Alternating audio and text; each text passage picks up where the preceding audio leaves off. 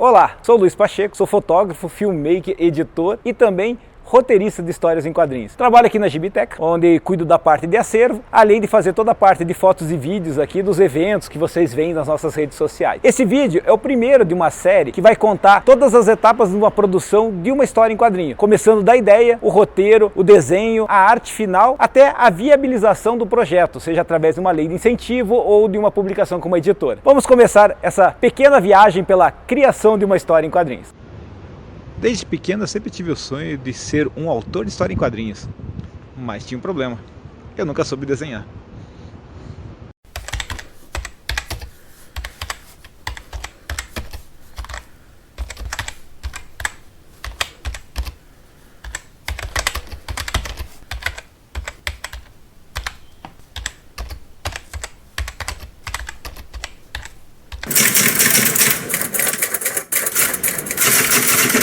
Mas afinal, o que é um roteiro? Segundo nossa grande enciclopédia Wikipedia, roteiro de quadrinhos é o termo utilizado para descrever um documento narrativo utilizado como diretriz para histórias em quadrinhos. Por isso que ninguém gosta da Wikipedia. Bom, vamos buscar uma definição melhor. O roteiro é um documento que guia a criação de histórias em quadrinhos. A maioria dos roteiristas escreve um texto descrevendo o que quer que seja desenhado, dando as orientações da sequência de cenas, os diálogos, para que aquela história seja contada graficamente. Quando se vai escrever um roteiro, existem várias técnicas, não existe um padrão em relação a como se escrever um roteiro. Existem alguns estilos que ficaram meio consagrados. Um deles era o chamado Plot First, ou The Marvel Way. Tirando essa minha terrível pronúncia em inglês, a tradução seria primeiro plot, o jeito Marvel. Essa foi uma técnica criada por Stan Lee, em que ele normalmente criava o plot da história. O que era o plot da história? O argumento. Então ele imaginava uma ideia de uma ação. Essa ideia ele passava para o desenhista. Em cima dessa ideia, o desenhista desenvolvia toda a ação da história. Ele criava toda a arte, fazendo toda a narrativa visual, então todo o enquadramento, o número de quadros, as sequências de imagens. Ele fazia toda a ação, praticamente ele criava a história já diretamente no desenho, sem um roteiro o orientando. Após o desenhista terminar esse trabalho, Stan Lee voltava para fazer os balões, fazer os textos e finalizar a história. A técnica de escrita de roteiro mais comum é o chamado full script, ou roteiro completo. Nesse estilo de roteiro, o escritor ele define os quadros, quantos quadros vai ter numa página, quantas páginas a história vai ter, quantos quadros terá em cada página, qual a sequência de imagens, como vai ser a ação que vai se desenvolver nessa página, inclusive dá algumas sugestões até às vezes de enquadramento que ele acha pertinente. Aí varia o nível de detalhe ou não, varia de roteiristas para roteiristas. Tem roteiristas como Alan Moore, por exemplo, que é extremamente detalhista, ele descreve até os mínimos detalhes de uma cena, até itens do cenário, assim. Já tem outros roteiristas que preferem fazer um roteiro um pouco mais solto, dando mais liberdade para que o artista depois possa desenvolver a sua criatividade e pensar cenários, pensar os ângulos, pensar os enquadramentos. Esse estilo vai de artista para artista, mas em geral o roteiro completo ele envolve toda essa concepção. Então começa com o número da página. Nesse número da página já se estabelece quantos quadros terá na página. Cada item ele envolve o número da página, o número do quadro, a descrição do que está no quadro e depois os diálogos ou recordatórios, que são os textos que vão nos balões ou nas caixinhas de recordatório. Esse seria uma página de roteiro completa, com todos os detalhes, para que o desenhista possa criar essa história da melhor forma possível. Já que no quadrinho existe o roteiro e o desenho, você pode pensar, qual dos dois é o mais importante? Eu adoraria falar que é o roteiro, mas infelizmente não é bem assim. Na verdade, os dois têm exatamente a mesma importância. Um quadrinho, por melhor desenhado que ele seja, se não tiver uma história bem contada, vira apenas uma coleção de ilustrações. A mesma coisa ao contrário. Uma história genial, criativa, por mais bem escrita que ela seja, se tiver uma arte de péssima qualidade, dificilmente alguém terá a paciência de ir até o final daquela história. O quadrinho, na verdade, é a grande união desses dois talentos. Essa é a essência dos quadrinhos. Contar uma história através da união entre texto e imagem. Bom, falei, teorizei um monte aqui, mas afinal como é que acontece isso na prática? Vamos usar como exemplo uma HQ que foi criada aqui dentro da Gibiteca. Essa história que vai ser publicada na revista Calafrio surgiu da seguinte maneira. O Fulvio Pacheco, que é o coordenador aqui da Gibiteca e também quadrinista, chegou um dia com a proposta da gente criar uma história em parceria. Ele já tinha toda a ideia da história que ele queria desenvolver, que envolvia inclusive os personagens que ele já tinha trabalhado em outras histórias. Ele trouxe toda a concepção da história, que a gente chama de argumento, então o argumento é do Fulvio. e ele solicitou que eu fizesse o roteiro dessa história. Em várias reuniões a gente sentou para conversar, onde ele foi me explicando quais as ideias, o que ele gostaria que acontecesse na história, e em cima dessas ideias, das anotações que eu fiz com as ideias do Fulvio, eu comecei a escrever o roteiro da história. O roteiro finalizado vai para as mãos do desenhista, mas isso quem vai mostrar para vocês é o Fulvio no próximo vídeo, onde ele vai explicar todas as etapas do desenho de uma história em quadrinhos. Não percam a próxima etapa. Muito obrigado.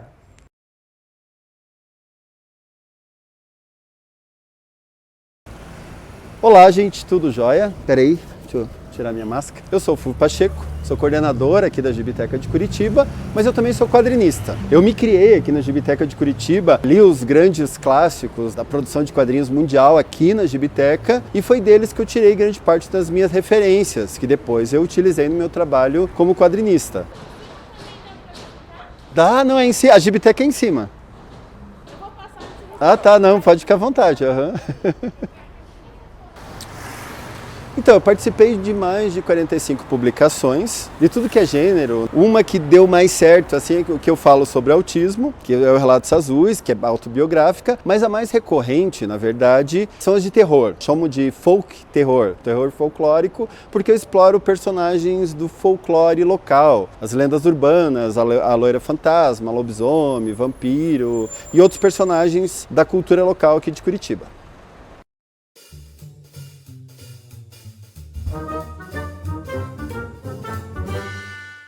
Então, mas vamos lá, que a ideia é ensinar vocês a fazer uma página de quadrinho. Mas na verdade a gente começa a fazer uma página de quadrinho com algumas ações antes da página de quadrinho. Como eu falei pra vocês, eu tenho essa produção mais recorrente de folk horror, tem esses personagens baseados em personagens de lendas curitibanas. Então, quando eu comecei a fazer as histórias deles, eu começo primeiro a fazer uma coisa chamada Model Sheet, isso aqui.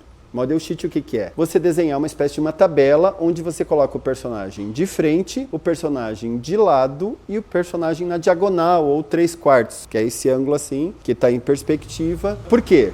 Porque assim, quando você vai fazer o personagem na página de quadrinho, para mim o personagem é o ponto principal da história em quadrinho, né? É a partir do personagem que você vai criar toda a história e tudo mais. Então o personagem tem que ser muito interessante. A Loira Fantasma, por exemplo, que é o meu personagem mais recorrente, eu comecei a desenhar ela pela primeira vez na revista Quadrinhópolis e fui desenhei ela na revista Bocas Malditas, desenhei ela na revista Cidade de Sorrisos Mortos-Vivos e em cada revista o personagem foi ficando mais elaborado. A primeira versão, que é essa aqui, era um personagem muito simples, muito genérico, é uma loira meio genérica. E com o passar do tempo, eu fui deixando ela com características mais particulares e ficou um personagem singular, como vocês veem aqui na publicação da revista Estronho. Tem esses cabelos que lembram os tentáculos que ela tá com os personagens, e isso fez que ela seja um personagem, como eu falei, único. Então isso é uma questão importante. Tem outros dois personagens que eu também são recorrentes, que esse aqui é o Lobo da Estrada, que eu desenhei lá em 2007 para a revista Quadrinhópolis, depois desenhei em outras versões. A versão mais nova dele é essa aqui, ó, que ele tá mais animalesco, também ficou um personagem mais interessante. Esse aqui que vocês estão vendo aqui, eu fiz para a revista Calafrio. E tem o terceiro, que é o Vampiro Caigangue, que é um vampiro indígena, que daí também tentei explorar bastante dessa cultura do índio caigangue paranaense. E assim, gente, também, antes de entrar na página, eu desenhei várias expressões desses personagens. Desenhei o rosto dele em vários ângulos, com várias expressões diferentes. Tudo isso funciona, como eu falei, como uma espécie de uma tabela que na hora que a gente vai para a história, no vídeo anterior, o Pacheco comentou alguma coisa, que ele fez um roteiro, que nesse roteiro a gente junta esses três personagens, e ali, na hora que você vai encaixando os desenhos no roteiro, você tem todo esse repertório de expressões que você usa. Outra coisa também importante em relação ao Model Sheet é que, por exemplo, na revista da Loira Fantasma, aqui para Estronho, a Loira Fantasma foi desenhada por vários artistas diferentes. Então, assim, é uma espécie de padronização. Assim, o personagem ele sempre vai ter a mesma cara, mesmo não só desenhado por mim, mas desenhado por outras pessoas. Então, agora que eu falei um pouco do personagem, vamos falar da página em si. Uma coisa importante na hora de você fazer a página de quadrinho também são as referências. As referências, tanto na hora de fazer o personagem, como no cenário. No cenário é essencial. No caso dessa história em quadrinho que a gente está usando aqui como exemplo, para falar sobre a produção de uma página de quadrinho que a gente fez para a revista Calafrio, eu utilizei como referência fotos ali do Parque São Lourenço. Até porque a história da Loira Fantasma se passa ali na rua Mateus Leme, ali no Abranches. Então eu usei as imagens do Parque São Lourenço como referência. Eu fui muito atrás de imagens do Google Maps, até para saber ali e tal. Então foi desenhado muito a partir disso. Só que os personagens também é importante a gente usar referência, principalmente na aplicação da movimentação. Sim, só que eu não gosto muito de usar referência de internet, eu gosto de usar referência de sessões de modelo vivo. Eu participo muito de sessões de modelo vivo. Eu até já fiz algumas sessões de modelo vivo voltadas para o quadrinho. Então, por exemplo, essa página de quadrinho, todas as cenas que estão aqui, eu pedi para o modelo fazer. A maior parte foi um modelo chamado Elton, né, que fez para mim. A partir das poses dele, eu fiz o desenho dos personagens movimentando, lutando e tal, como vocês podem ver nesses desenhos que estão mostrando aqui. Além do personagem, outro ponto bem importante numa história em quadrinho é o cenário. E o cenário é regido pela perspectiva. Aqui no Solar do Barão, vocês podem ter um exemplo. O que rege a perspectiva? É a linha do horizonte e o ponto de fuga. Vocês podem ver aqui, por exemplo, que tem essas linhas brancas do prédio, que são as linhas de estrutura aqui do prédio que convergem para um ponto de fuga. E esse ponto de fuga fica na linha do horizonte. Quando você varia bastante na página de quadrinhos, isso fica muito legal, deixando esse ponto de fuga às vezes mais baixo, fica um ângulo mais de cima para baixo, ou mais alto, fica um ângulo de baixo para cima, e essa variação deixa a página super interessante. Então, eu queria mostrar para vocês uma coisa em relação à página pronta. Essa aqui é a página que eu desenhei para Mestres do Terror, como eu já tinha falado, que reúne, né, a Loira Fantasma, o Índio Vampiro e o Lobo da Estrada. Na hora que eu fiz essa página, eu cuidei com várias coisas importantes em relação à diagramação. A primeira delas é a margem. A margem é fundamental, a margem do contorno da página ela tem que ter no máximo 1 centímetro de largura. E a canaleta, que é esse espaço em que fica entre um quadrinho e outro, no máximo meio centímetro, mais que isso é bobagem. Outra coisa importante também na hora de fazer a composição dessa página é você variar os enquadramentos. Isso acontece muito parecido no cinema. Por quê? Porque, por exemplo, assim, você tem aqui no primeiro quadrinho um enquadramento que a gente chama de um plano geral. O plano geral é aquele em que o personagem está aparecendo de corpo inteiro, proporcional ao cenário, em que está a Loira Fantasma, o Índio e o Lobo ali. No próximo quadrinho, a gente tem que fazer um plano muito diferente desse primeiro. Por quê? Para ele não ficar monótono e para ele ficar uma página harmônica. Porque quando você faz um enquadramento mais afastado, como esse primeiro, você coloca muitos elementos. E quando você faz o enquadramento de rosto, ele fica um pouco mais clean, um pouco mais limpo. Então, se, por exemplo, todos os quadrinhos forem afastados, vai ficar muito poluída. Mas também, se todos os quadrinhos forem só com rosto, ela vai ficar muito pobre, vai ficar muito limpa, muito clean. Então, por isso é importante você intercalar. E também pela questão do ritmo, como eu falei no cinema. Por exemplo, quando você assiste um filme, o primeiro enquadramento é afastado, então o próximo é mais aproximado, como um close, porque isso faz com que o filme não fique monótono, certo? Que dá essas quebras em relação à diagramação. E na página aqui, ela, como eu falei, ela fica mais harmônica. Então depois você tem uma sequência de 3 closes, que tem uma justificativa esses 3 closes aqui, que aparece o rosto dos 3 protagonistas, e depois a gente tem novamente uma cena um pouco mais afastada, que a gente pode considerar um plano total, que é quando o personagem está de corpo inteiro, só que em primeiro plano, e o resto da cena em segundo plano, um pouco mais afastada. E tem tanto o personagem de corpo inteiro como o cenário e tudo mais. Então, tudo isso são dicas bem bacanas para que a página fique mais harmônica. Agora, a gente vai passar para a arte e finalização dessa página com o Jackson, que ele também vai dar algumas dicas em relação a isso. Então, até o próximo vídeo.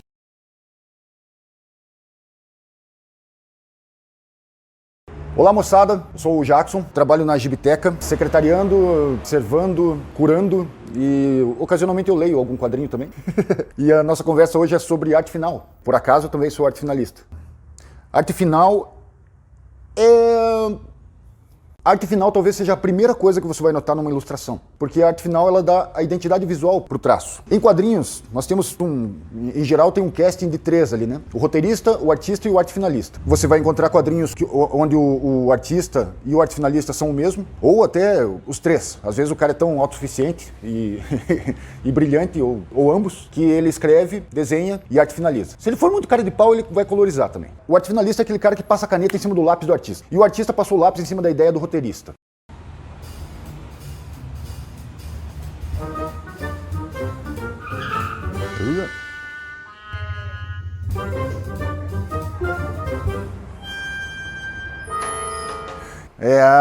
O assunto é arte final, galera. O roteirista escreveu, o artista vai idealizar o visual E o arte finalista vai dar a identidade visual daquilo. É o arte finalista que vai te convencer se você gostou da arte batendo o olho ou não. Você vai ficar no enquadramento.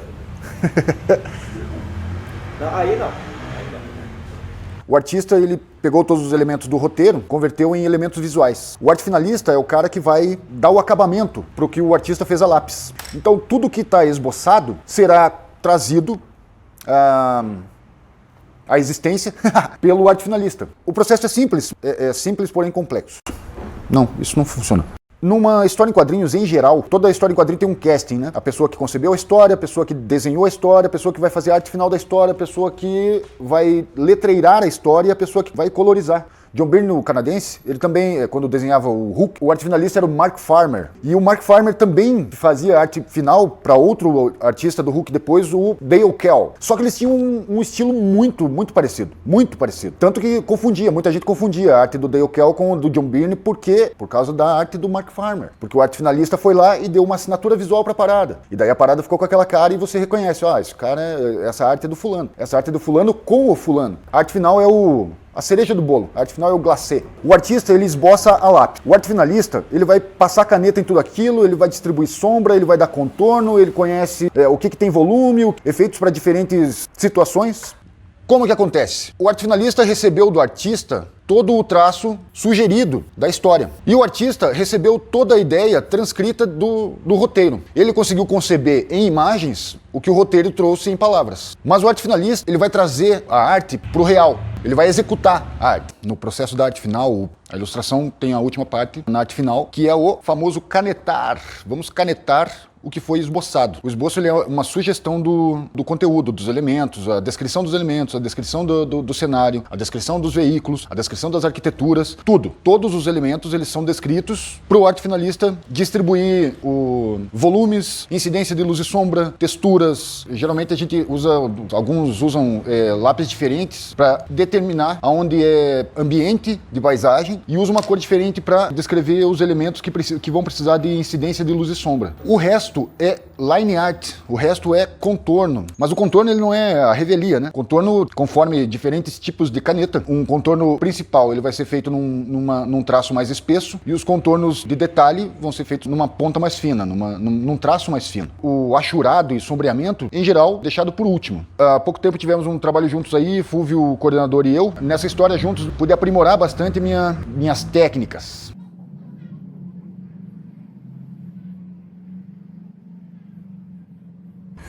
E agora, na conclusão, nós temos os últimos traços para entregar uma história. Concluímos a nossa história. Lá está. É daqui para sua leitura. Divirtam-se.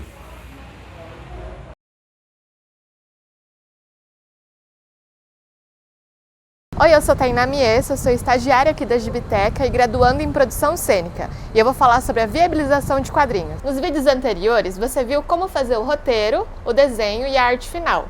Agora a gente vai ver como publicar esse quadrinho. A gente vai pensar a viabilidade... Quer que eu fale tudo de novo? Então tá bom. Eu vou falar sobre duas maneiras. Porque a primeira vai ser através de políticas públicas para a cultura, porque o quadrinho se encaixa no campo das artes visuais, e a segunda vai ser através da iniciativa privada. Mas, de qualquer maneira, você precisa fazer um projeto.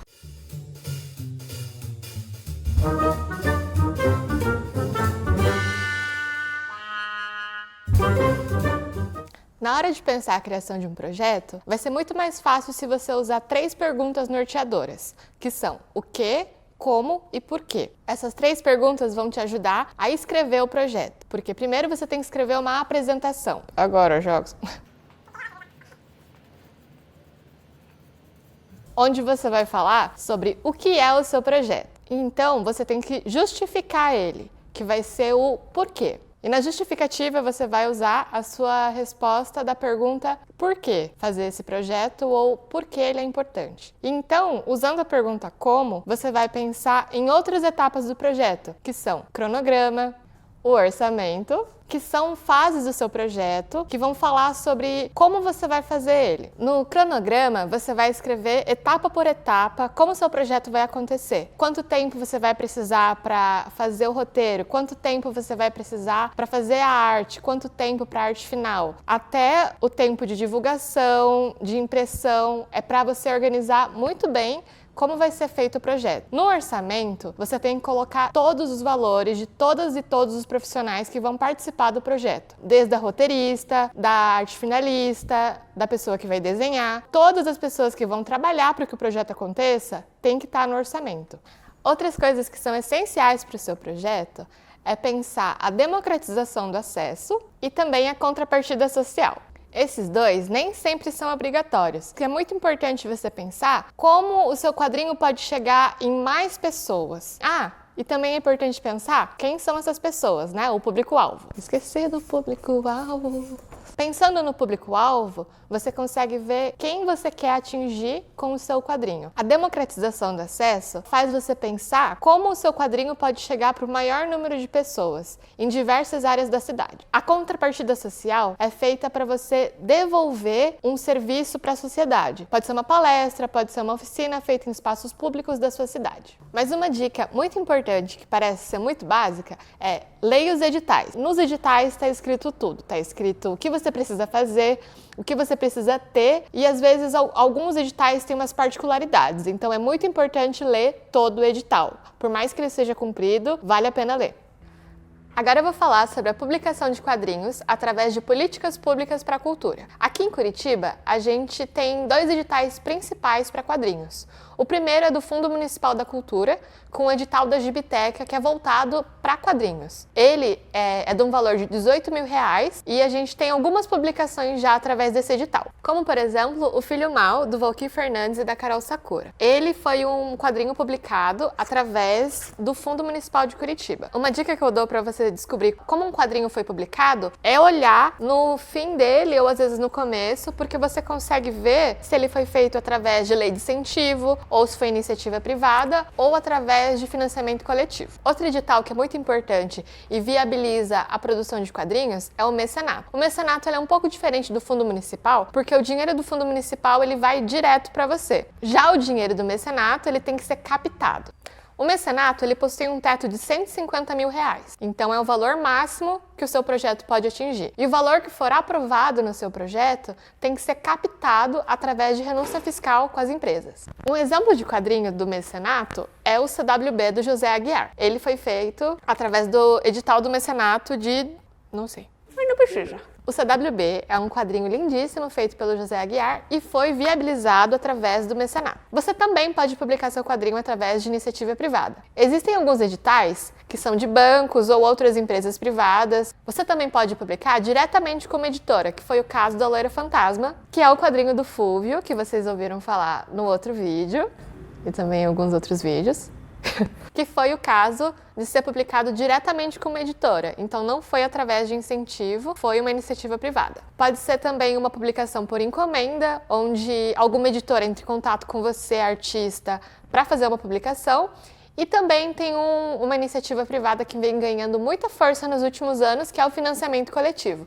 Que foi o caso de Doce Jazz, da Mili Silva e da Melissa Garabelli, que foi uma publicação feita através do financiamento coletivo. O financiamento coletivo são de sites como Catarse, Apoia-se, onde você faz uma vaquinha para publicar o seu quadrinho. Você também pode fazer de maneira totalmente independente, como a Quadrinhópole, onde um coletivo de artistas publicava periodicamente e vendia os exemplares para poder se manter. Existem outras maneiras de publicar o quadrinho que não seja ele impresso, como por exemplo o Coletivo Biarticulado, que fez publicações online e vendem sua publicação através da Amazon. Tem pessoas que publicam um quadrinho totalmente online, gratuito, que é uma forma de você divulgar seu trabalho. Você pode publicar o seu quadrinho de maneira independente através das suas redes sociais, você pode publicar semanalmente, diariamente, para as pessoas acompanharem. Você pode publicar no Tapas também, que é um site de leitura de quadrinhos. Existem maneiras também de você rentabilizar o seu quadrinho, que é vendendo ele em feiras. Curitiba tem muitas feiras, como a Feira Mamute, tem a Bienal de Quadrinhos, então existem muitas maneiras de você vender o seu quadrinho. Você pode, muitas jeitos de fazer, gente. Você que está começando pode, por exemplo, imprimir um fanzine, que é uma impressão de xerox mesmo. Você monta o seu quadrinho e você pode vender ele nas feiras independentes também. Você pode vender ele online, você pode ir até em livrarias independentes. A última dica importante que eu tenho para te dar é registre o seu quadrinho na Biblioteca Nacional e também registre a sua personagem ou o seu personagem, porque fazer isso vai te proteger de plágio e também do uso indevido dos seus personagens. Assim a gente finaliza a série que passou por roteiro, desenho, arte final e viabilização dos quadrinhos. Eu espero que você consiga publicar os seus quadrinhos e que a gente receba um exemplar dele também e espero te ver na Gibiteca. Tchau!